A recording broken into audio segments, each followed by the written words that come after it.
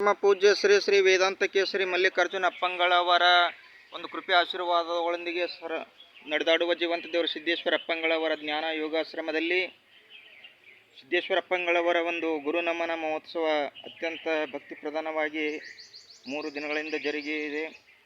ಇಲ್ಲಿ ಪರಮ ಪೂಜ್ಯ ಅವರು ಜಗತ್ತಿನಾದ್ಯಂತ ಮಾಡಿರ್ತಕ್ಕಂಥ ಕಲ್ಯಾಣ ಸೇವೆಗಳ ಒಂದು ಭಕ್ತಿ ಭಾವದ ಭಾವಚಿತ್ರಗಳು ಇಲ್ಲಿ ನಮಗೆ ಕಾಣಲು ಸಿಗ್ತಾ ಇದ್ದಾವೆ. ವೇದಾಂತ ಕೇಸರಿ ಮಲ್ಲಿಕಾರ್ಜುನ ಅಪ್ಪಂಗಳವರು ನೀಡಿರ್ತಕ್ಕಂಥ ಒಂದು ದಿವ್ಯ ಸಂದೇಶಗಳು, ನಡೆದಾಡುವ ಜೀವಂತ ದೇವರು ಸಿದ್ದೇಶ್ವರ ಅಪ್ಪಂಗಳವರ ಒಂದು ಕೃಷಿ ಪ್ರೇಮ ಮತ್ತು ಅವರ ಪ್ರವಚನದ ಅಮೃತ ಮಾತುಗಳು ನಮಗೆ ಇಲ್ಲಿ ಕಾಣಲು ಸಿಗ್ತಾ ಇದ್ದಾವೆ. ಅಪ್ಪಾಜಿಯವರು ಜಲ ನೆಲದ ಬಗ್ಗೆ ಹೆಚ್ಚು ಕಾಳಜಿಯನ್ನು ಹೊಂದಿರತಕ್ಕಂಥವರು. ಹರ್ಷಾನಂದ ಅಪ್ಪಾಜಿಯವರು ಸಿದ್ದೇಶ್ವರಪ್ಪಂಗಳವರು ಪ್ರವಚನ ನೀಡುತ್ತಿದ್ದರೆ ಸೂಜಿ ಬಿದ್ದರೂ ಸಪ್ಪಳಾಗುತ್ತಿರಲಿಲ್ಲ.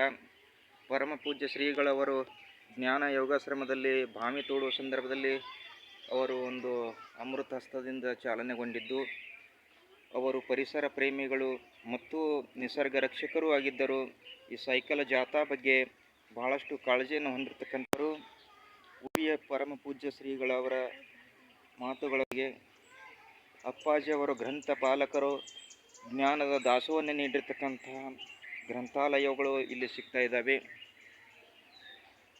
ನಿಸರ್ಗ ಬೆಟ್ಟ ಗಿರಿಗಳು ಅಪ್ಪಾಜಿಯವರು ಬಹಳಷ್ಟು ಇಷ್ಟಪಡ್ತಾ ಇದ್ದರು. ಕಣ್ಣೇರಿ ಕಾಡು ಸಿದ್ದೇಶ್ವರ ಅಪ್ಪಂಗಳವರ ಒಂದು ಕಣ್ಣೇರಿ ಸುಕ್ಷೇತ್ರ ಮಠದಲ್ಲಿ ಅಪ್ಪಾಜಿಯವರು ಒಂದು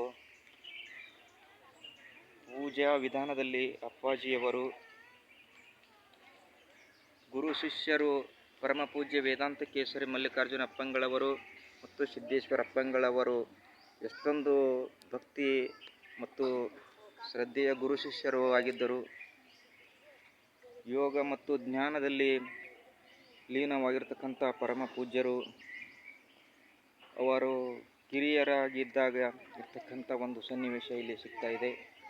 ಪರಮ ಪೂಜ್ಯ ನಡೆದಾಡುವ ಜೀವಂತ ದೇವರು ಸಿದ್ದೇಶ್ವರ ಅಪ್ಪಂಗಳವರ ಒಂದು ವಿಶೇಷ ಭಕ್ತಿ ನಮಗೆ